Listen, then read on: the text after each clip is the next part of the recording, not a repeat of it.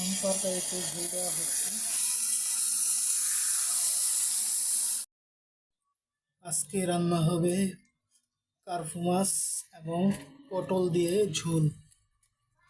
এই রেসিপিটা আজকে রান্না হবে। আজকে আপনারা আমাদের সাথেই থাকুন আর আমাদের এই রেসিপিটা দেখুন, যাতে আপনারা বাসায় ট্রাই করে দেখতে পারবেন।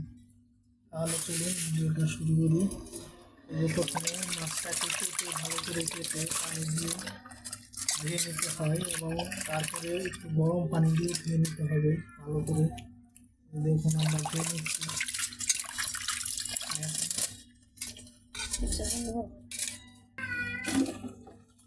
দেখুন এখন গরম পানি দিলাম চুলায়। গরম পানিটা দিয়ে মাছটা আবার একটু ভালোভাবে ধুয়ে নিতে হবে। মাছ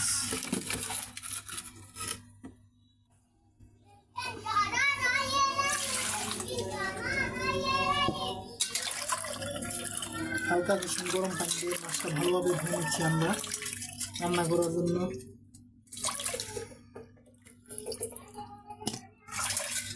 দেখুন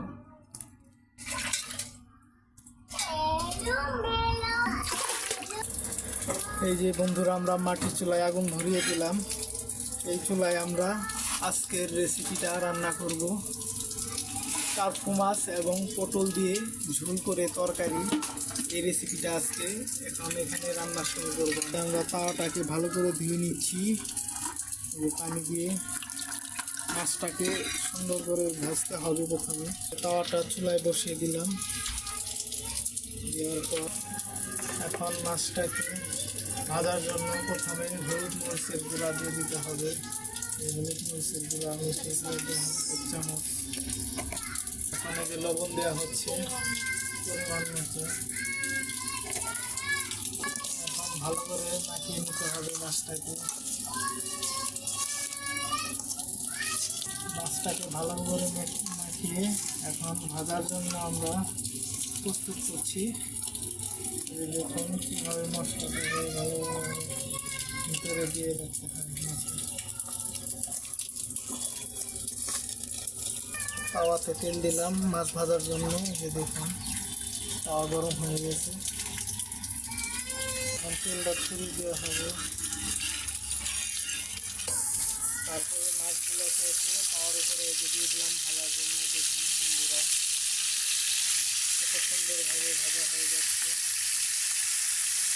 কার্পু মাছ খুবই মজাদার একটা বাংলাদেশি মাছ।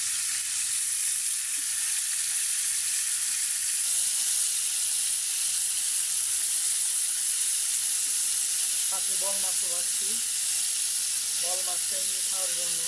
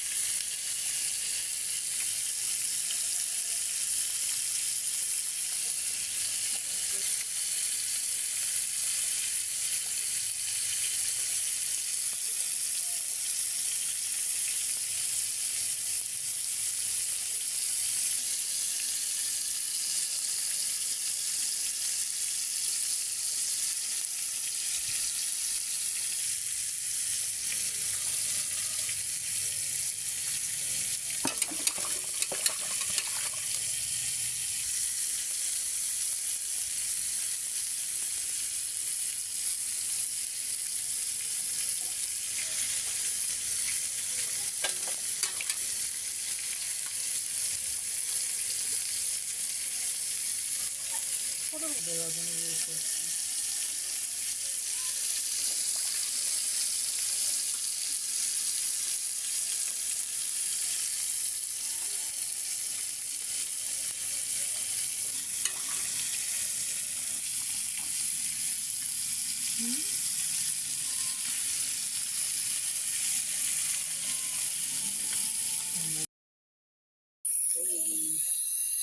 ভাজা হচ্ছে।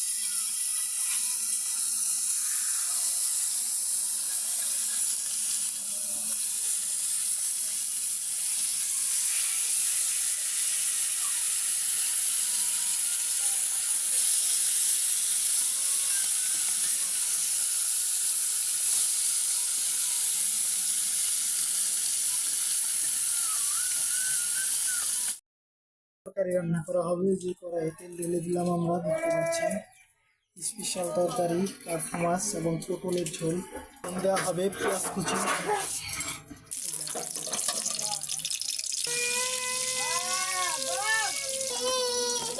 আদা বাটা, আদা রসুন বাটা,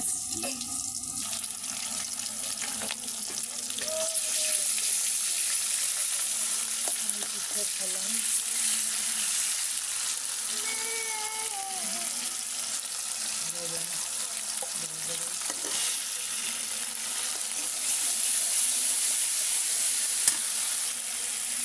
হলুদ মরিচের গুঁড়া পরিমাণ মতো,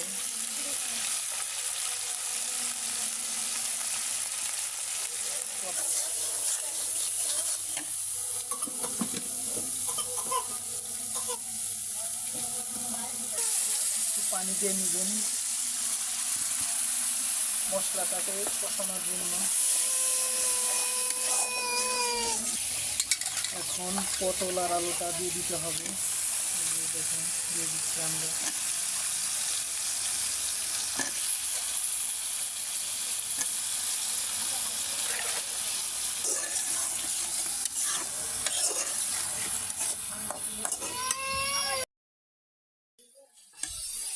এখন তরকারিতে ঝোল দেওয়া হচ্ছে।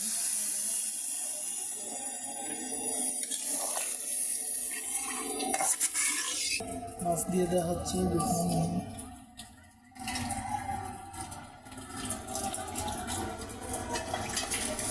পটল আর কার্পু মাছের ঝোল আজকে রান্না রেসিপি।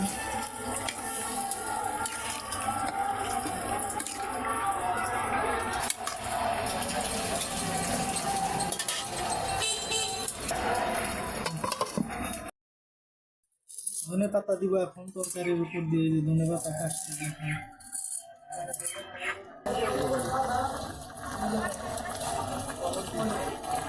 দিয়ে এখন তরকারিটা ঢেকে দিব।